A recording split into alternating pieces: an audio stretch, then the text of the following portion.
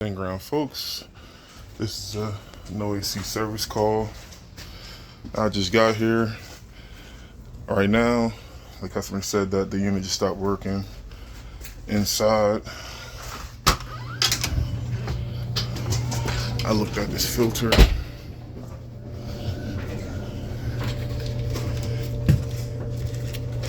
and that's not looking good.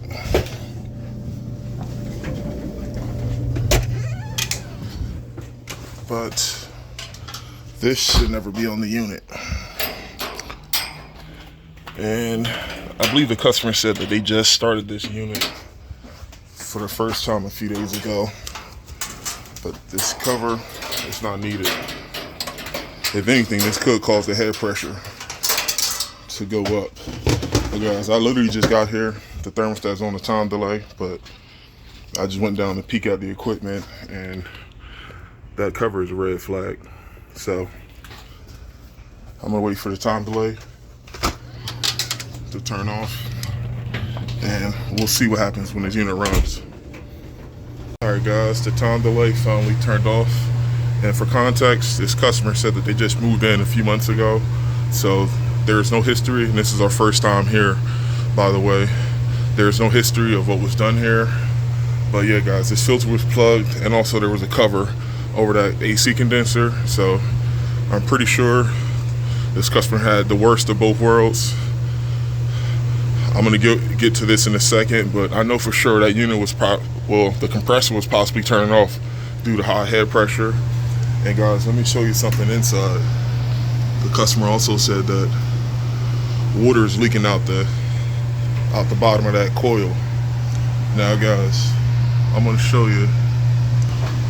As you can see, water is coming out the drain. But guys, there's only two possible scenarios. If you have water coming out the bottom of your evap coil, either the drain is partially plugged, and guys, this is what's interesting. You can still have water come out the drain and water leak out your pan if the drain is partially plugged. So it's either that, guys. Either I have to back flush the drain, or two, this customer could have a hairline crack on their evap coil drain pan. So like I said guys, I know for sure having a dirty filter could have caused this unit to freeze up partially, but which one happened first, I don't know. I don't know if this unit turned off on high air pressure or froze up, but bottom line, we definitely have to take a look at this. For sure, we'll definitely recommend the maintenance, but as you can see, our TD is spot on. But yeah guys, I want to take a look at this pan. As a matter of fact, I'm going to take the door off of that evap coil and I want to take a look at that pan, possibly pour some water down that pan, and also I'm going to look at the back part of that, well, the entry port of that drain. I want to make sure that there isn't any crud or any buildup leaving that coil. So alright guys, I'm gonna open this up and I'm gonna see what's going on. I'll see you guys in a little bit. Alright guys, we got our answer. As you can see, hold on, let me put the light on so you guys can see this here. What I did was I put a funnel. I actually used my gallo gun to back flush the drain. There wasn't really much of anything in the drain, but I opened one side of the door with a funnel and I just poured a bottle of water into the drain. That's good, and we don't have any leaks. What I think guys, this unit probably froze up partially from that dirty filter, and that is where the water was coming from. But yeah guys, if you had a cracked drain pan, regardless of you flushing the drain, you can always do this with the unit off. Right now I have the fan running, but you can always turn the unit off and just pour water slowly into that pan. And if you hear dripping into the furnace before you hear water coming out the drains, then first you can make sure the unit is leveled, of course. But assuming everything is level guys, you know, you're not really going to come across too many cracked drain pans on newer style evap coils. But like I said guys, you know, it's best to cross your T's and dot your I's and just make sure you know that water is flowing out the drain before we just overlook this. Because guys, most of the time if you see water coming out the drain, that's a good indicator that everything is flowing. But once you see water coming out the pan guys, you just want to make sure that that the pan itself isn't cracked. And so this is a newer style evap. This is a 2208, so this isn't new, this isn't brand new, but guys, in comparison to some of the older evap coils, we never had too many issues with these pans. But yeah, so what I'm gonna do is I'm gonna pack this up. Also, I went over maintenance with the customer, and the customer wanted to get maintenance done on this unit. And guys, I'm pretty sure you see this a lot in landlord-tenant situations. They always put locks over the disconnect.